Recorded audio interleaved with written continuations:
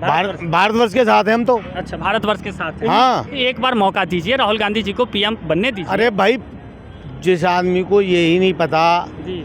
कि चाइना ने कब्जा कब करा था भारत अच्छा। पर, जो कहता हाय तो मचाता हार तो मचाते, अपने परनाना को मचा। मैं ये कहना चाहता हूँ, ये बारात लेके तो घूम रही है 26 विपक्षी दल, जी। बारात लेके घूम रही है, दूल्हा डिसाइड नहीं हुआ है कौन बनेगा इनसे। अच्छा। पहले सबसे पहली बात अपने में दूल्हा डिसाइड कर लो, कहीं ऐसा ना हो कि आप इलेक्शन गलती से अगर आप गलती से जीत गए तो आप वैसे ही हार जाओगे दूल्हा डिसाइड करने में, आपस में लड़ जाओगे। वो बोलेंगे मुझे बनना है, केजरीवाल बोलेंगे मुझे बनना है, लास्ट में यही होगा, फिर से मोदी जी को आगे आना पड़ेगा, यम है हम, इनको आगे आना पड़ेगा। और तो कुल मिला के इसीलिए इनके पास जितने भी यंग हैं, लेडीज़ हैं, जेंट्स हैं, सारे तो भ्रष्टाचार से भरे हैं। जब हमारे पास एक मजबूत प्रधानमंत्री है तो हम ऑप्शन की तरफ क्यों जाएं, पहली बात। 52 साल के युवा तो राहुल गांधी भी है। तो वो सदा चिरंजीवी है, वो चिरयुवा हैं। वो कभी बुढ़े नहीं होंगे। वो 100 साल के भी हो जाए तो भगवान की लंबाई करे, वो 100 साल के होंगे तब भी युवा ही रहेंगे। उनका नहीं कहना। उनके साथ के दादी पोते वाले हो गए हैं, दादा दादी बन गए, लेकिन वो अभी युवा ही रहेंगे। अच्छा, तो उनके विषय में क्या कह सकते हैं। नमस्कार, मैं आपके साथ अनुज मिश्रा, ग्राउंड जीरो से। 2024 लोकसभा चुनाव बहुत ही नज़दीक है और ऐसे में आम जनता की राय जानना हमारे लिए बहुत ही आवश्यक है। हमारे साथ एक अंकल जी मौजूद हैं और उनसे हम बातचीत करेंगे 2024 के लोकसभा चुनाव को लेकर। जी अंकल जी, आपका नाम क्या हुआ? संजय गुप्ता। जी, संजय गुप्ता जी। संजय सर, एक बात बताइए, 2024 में आप प्रधानमंत्री के रूप में किनको देखना चाहते हैं? प्रधानमंत्री जो हैं वही रहेंगे। जी। प्रधानमंत्री श्री नरेंद्र मोदी। अच्छा, विपक्ष के भी तो बाकी चेहरे हैं, राहुल गांधी, अरविंद केजरीवाल, नीतीश कुमार। विपक्ष में तो भाई इतने चेहरे हैं कि आप कितने चेहरे देखोगे। और एक चेहरा नीतीश कुमार कह रहे हैं मैं पीएम बन जाऊं, राहुल गांधी कहते हैं मैं पीएम बन जाऊं, अरविंद केजरीवाल बोलते हैं मैं पीएम बनूं, अच्छा। तेजस्वी जो है वो कहते हैं मैं बन जाऊं, इधर एंटी वो क्या है वो केसीआर वो कहते हैं मैं बन जाऊं, उधर करुणानिधि के वो कहते हैं मैं बन जाऊं। अरे कितने पीएम बनाओगे भाई? पीएम तो एक ही रहना है। पहले इनमें आपस में फैसला हो जाए। अभी बनाए इन्होंने INDIA और उसमें अभी से झगड़ा हो रहा है। तो आपको क्या करेंगे? तो आपको क्या लगता है, जो 26 पार्टियां एक तरफ है, इंडिया I.in.D.A इंडिया जो बना है, भारतवर्ष में रहते हैं जी। अच्छा, अब तो भारतवर्ष तो भाई आप किसके साइड हैं, NDA या इंडिया के साइड? हम तो भाई भारतवर्ष के साथ हैं। अच्छा जी, भारतवर्ष के साथ हैं हम तो। अच्छा, भारतवर्ष के साथ हैं। हाँ। एक बार मौका दीजिए राहुल गांधी जी को पीएम बनने दीजिए। अरे भाई, जिस आदमी को यही नहीं पता कि चाइना ने कब्जा कब करा था भारत पर, जो कहता हाय तो मचाता हार तो मचाते, अपने परनाना को मचा। अच्छा, जवाहरलाल नेहरू को जिसने दे दी, जिसने ये कह दिया इस जमीन में तो कुछ उगता ही नहीं है, इसीलिए दे दी, तो उसके लिए शोर मचा, उसके लिए बोलना यहाँ का आपको अब थोड़ी देर जब दे दी, तुमने कश्मीर दिया तो नेहरू ने दिया, चाइना को तिब्बत और अपना अक्षय चीन दे दिया तो उसने दिया है। लद्दाख तक घुसवाल आया वो तो वो लाया को जाके, हम थोड़ी लाए, वही लाया भाई। अच्छा, तो पहले उसको बोलो जी। और भाई जवाहरलाल नेहरू को 24 प्रीवियंस में से 23 प्रीवियंस ने उनको ये पटेल को पीएम बनाने के लिए बोला था। अच्छा, ये तो गांधी जी की चली, गांधी जी ने कहा नहीं नेहरू, क्योंकि नेहरू जी उनके अब आगे क्या बोलना वो थे, उन्होंने उसको बना दिया। और भाई इनको हमारा संविधान तो 50 में लागू हुआ है, तो भाई जी उससे पहले सन 40 में जो पीएम बनाया नेहरू को, तो उन्होंने किसकी शपथ ली? अंग्रेजों की शपथ लेके, इंग्लैंड के राजा की शपथ लेके बना ना। तो वो सन 40 में जब बना था वही आगे कंटिन्यू रहा। तो वो तो भाई अंग्रेजों के प्रति वफादार थे।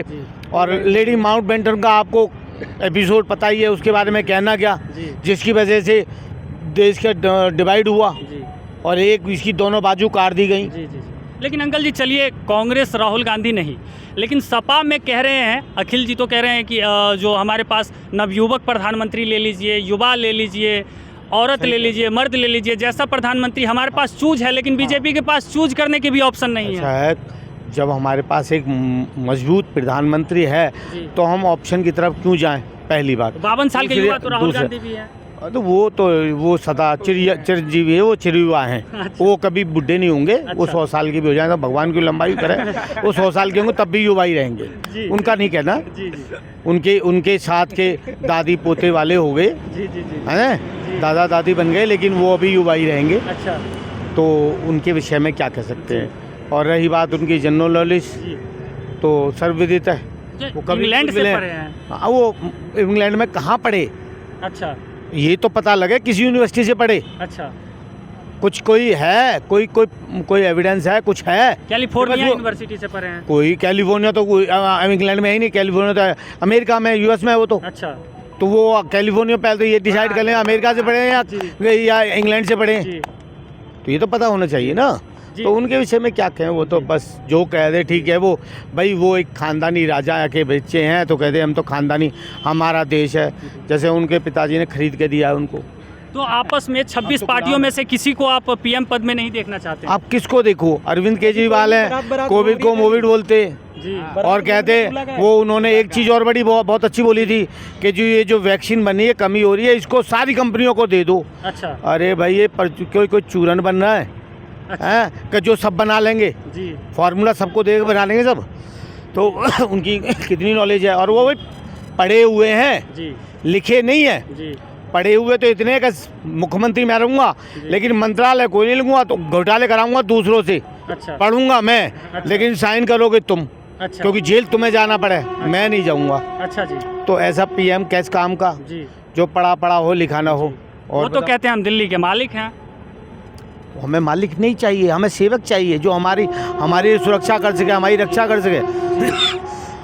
हमें सॉरी जी, कोई दिक्कत नहीं। हमें वो पीएम नहीं चाहिए जो हमारा मालिक बने। जी, हमें तो हमारी रक्षा करने वाला पीएम चाहिए।